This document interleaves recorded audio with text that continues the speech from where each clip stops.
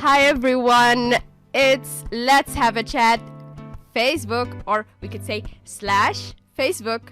We are happy to have with us in the first episode officially of Let's Have a Chat Facebook, Miss Masako Ueda, Migrant Protection and Assistance, Labor and Labor Migration Program Coordinator. I'm reading it, but it's fine. And at IOM Sudan. So hello and welcome for the first time in Biladi and in Let's Have a Chat radio. So thank you, shukran. So salam alaikum. Did I say the name right? Yes. Okay. Definitely. Yay. So that's perfect. Okay, let's carry on. So salam alaikum. Ramadan Kareem. Allahu Akbar. Anna Masako. My Arabic is very shwaya. So my name is Masako Ueda. I'm from Japan originally, but I'm working for International Organization for Migration Sudan Mission. Thank you so much for the introduction. I'm very happy to be in this, the first round of the Facebook podcast. Yes. Just keep it podcast. Yes. Let's have a chat Facebook /Facebook. That's wonderful. So I've been in Sudan a little over 2 years. I came in March 2019, and since then I've been working. I'm based in Khartoum, but I also traveled to a different part of Sudan, particularly Gadarif and Kasra, and also Darfur as well. Okay. Yeah. So how long have you been in Sudan? Little over 2 years. Okay, so we could like that. I told every guest that come to here that whoever stays more than 6 months, he's a Sudanese. That's also my Arabic is very, very limited. It's okay as long that you will get to learn. I think the only way that the Sudanese Arabic is the easiest way to learn Arabic, by the way, and the nearest to the standard Arabic. So now you have more than 3 language. Yeah, so you're lucky. I hope you enjoy your time here in Sudan. And you could contribute in order to help through your organization, help the people, and that will lead me to ask you about the IOM and the work of the IOM. We had an episode before, but in order to raise awareness and explain more to our audience, we need to learn more about the IOM. Sure. Okay. So IOM is the International Organization for Migration. So this is actually the full name of IOM. Okay. And we are the UN Migration Agency and the leading agency in the field of migration. Okay. So we work across the world, including Sudan as well. IOM is dedicated to promoting humane and orderly migration for the benefit for all. Migrants, their families, societies, both in the country of origin, destination, and transit, because migrants actually move around across the globe. So in Sudan, IOM has actually operating since actually 2020. 2000. Maybe this has to be edited. So 2002. So over actually 20 years. We are contributing to the government of Sudan's efforts to facilitate and manage migration effectively while upholding the human dignity and well-being of migrants. When we talk about migrants, we are actually covering not only actually foreign migrants, but also Sudanese people as well. Either actually being abroad or returnees coming back to Sudan, but also IDP, internally displaced persons. They are also our important actually target beneficiaries as well. Okay. So I thought, in the first, myself, I thought that migrants just people who are refugees or people who are coming from different countries in different conflicts. But I didn't know that also you work with IDPs. And this is also new information for me personally. Okay. We extensively work with IDP people. So those people who are actually either moved from their habitual, like a usual residence because of the conflict or natural disasters as such. Okay. So that's also could introduce the idea more. And I think now in Darfur there is a lot of people now. We're sad to know that many people now are moving out of their homes and also camps. I think in Janina right now. So from this place we call that. We hope the situation in Janina, the conflict could be like. things could be cooled down a little bit, so absolutely. just people could come back to their homes and maybe I can certainly mention. So IOM has actually very extensive field presence in Sudan as well. We have actually physical presence in 9 different locations, including Darfur as well. So we have a sub office in Jenina, Al-Fasha, also Nyara. We also have a presence limited, but have a presence in Zalenji. So we actually work across actually Sudan through sub offices, and also our main office is in Khartoum. Okay, so I guess we're going to stop for a break, and this break we're going to see a few pictures of the IOM work, and we could learn more about your organization, and let's go for a break.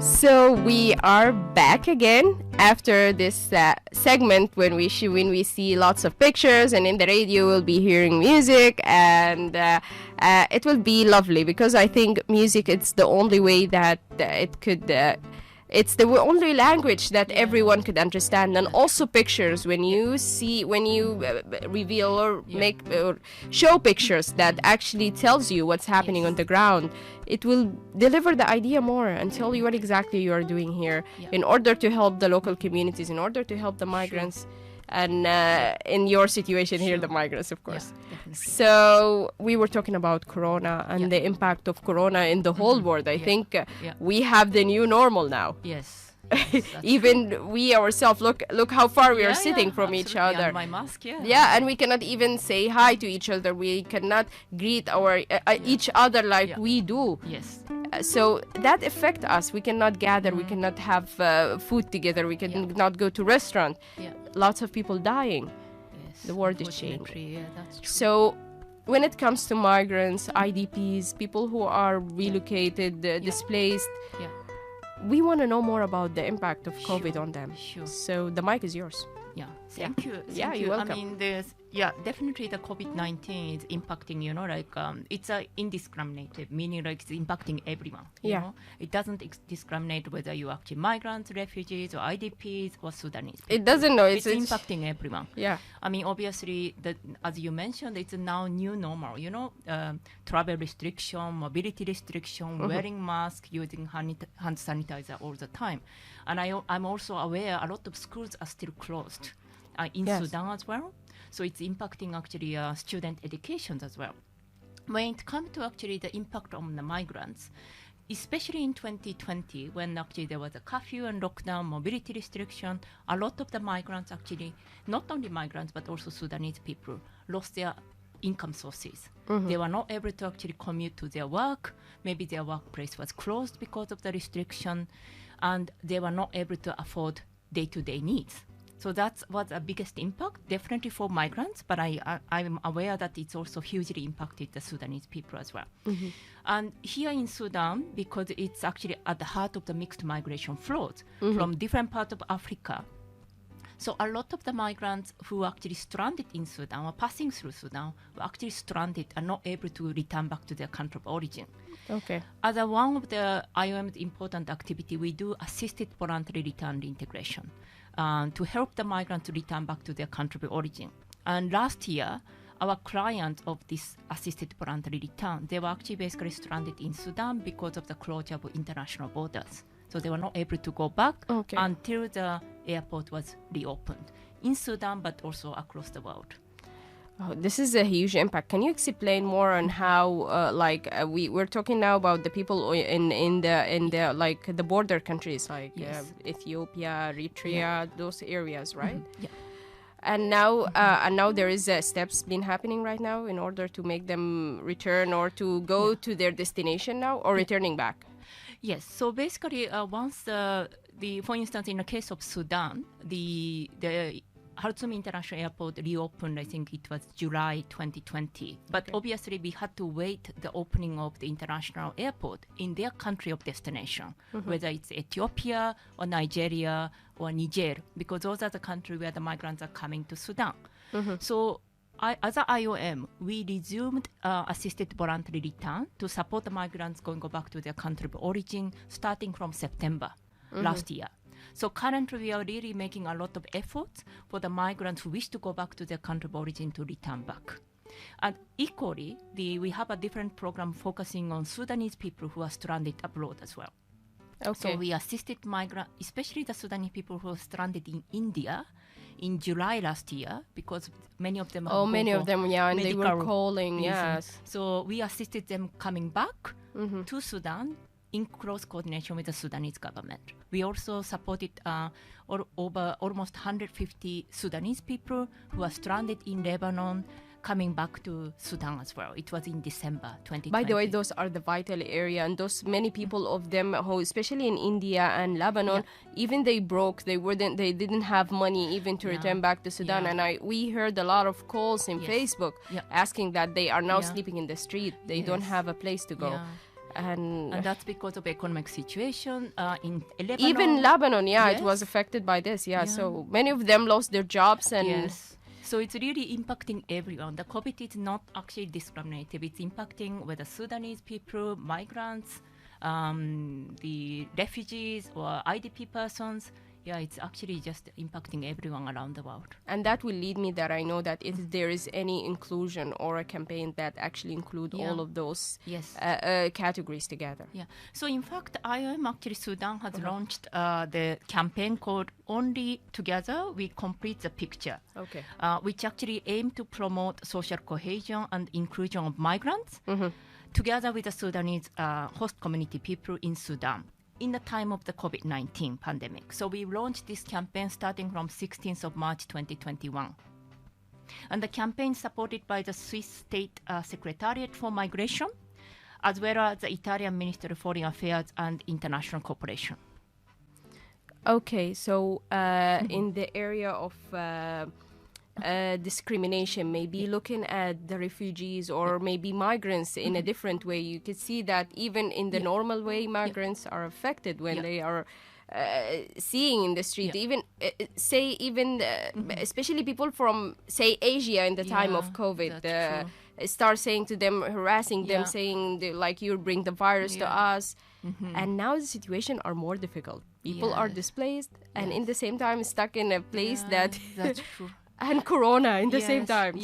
So our campaign really actually tried to highlight messages of solidarity, acceptance, and respect, with the aim of actually tolerant, fostering a culture that value diversity in Sudan, and contribution that migrants actually bring to the Sudanese society, whether economy or society, while emphasizing how we are all united as human beings. As you highlighted, at the time of the COVID, the discrimination, xenophobic actually sentiment being really actually, we see everywhere, actually not only in Sudan, across the world. So we really try to actually emphasize the respect for diversity. And the campaign actually targets not only the migrant communities, but it's also target the Sudanese communities as well. So we actually are launching the campaign, including audio, video content in the multiple languages: English, Arabic, Amharic, Tigrinya, Oromo, Hausa, and Somali, which represent the major languages spoken by the migrants in Sudan. So, Yes, carry on. Yes, I'm actually also looking at some notes to help me actually. Yes, enjoy the atmosphere. We're here to to highlight all the information that we need. Okay. Yeah, I mean, no, we believe actually these campaigns are really actually great, and so far we have actually received a very positive feedback, through the social media.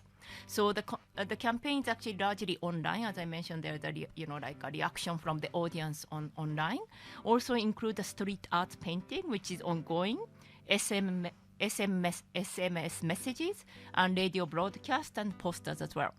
So a series of promotional materials that being actually designed with the aim to actually sensitize the Sudanese people, migrant communities about the importance of avoiding stigma, xenophobia, gender-based violence, misinformation, disinformation, and promoting collective solidarity and mutual respect at the time of the COVID-19.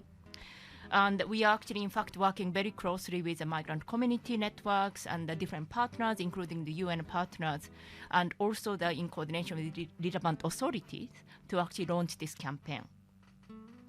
And the campaign actually is built around the concept only together we complete the picture. Reinforcing the message that, like a puzzle, we actually each an important piece of the puzzle to contribute to the thriving society in Sudan. And I think I join my voice in this signature or in this. You just said we all together complete the picture. Yes. And I guess that it's so inspiring because right now that we are doing in Let's Have a Chat and in media, because we're trying to work together with all the people who are helping now the country in order to build.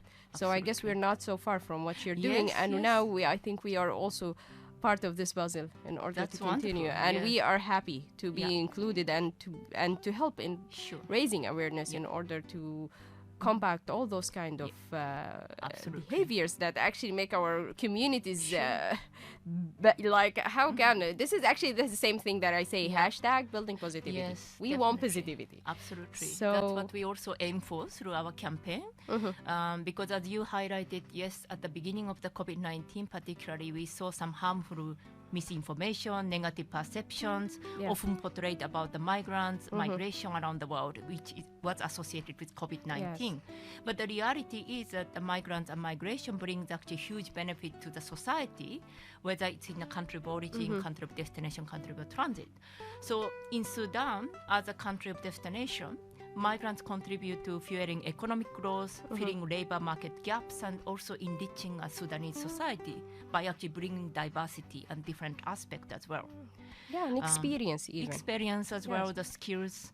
Yeah, but despite their actual contribution and also playing a significant role in at the front line of the COVID-19, they were actually more vulnerable to the risks of actually COVID-19. Yes.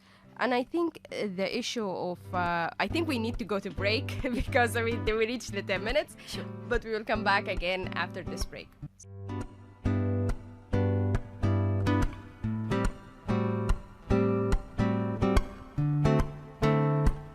So we are back again after the break with me, your host, Marwa Khalid, for all the people who just... Yes. So, again, we're happy to have you. Thank you. We're talking about IOM Migrants programs and the impact of COVID on people who are displaced, all kind of migrants, refugees, and how is the IOM supporting that and helping them coping with the communities. Sure. So yes, if I could connect to the program which is supporting the campaign. So, I mean, as IOM Sudan, we actually do a number of different programs focusing on different target groups. So whether actually IDPs or the Sudanese people stranded abroad to come back to Sudan, or the foreign migrants. So the campaign falls under Migrant Protection and Assistance program of IOM Sudan. This program focuses on assisting and protecting the foreign migrants transiting through stranded in or living in Sudan. And in fact, we provide a direct assistance to such migrants in vulnerable situations in terms of medical assistance, psychosocial support, food, non-food item support, as well as assisted voluntary return reintegration, as I mentioned earlier.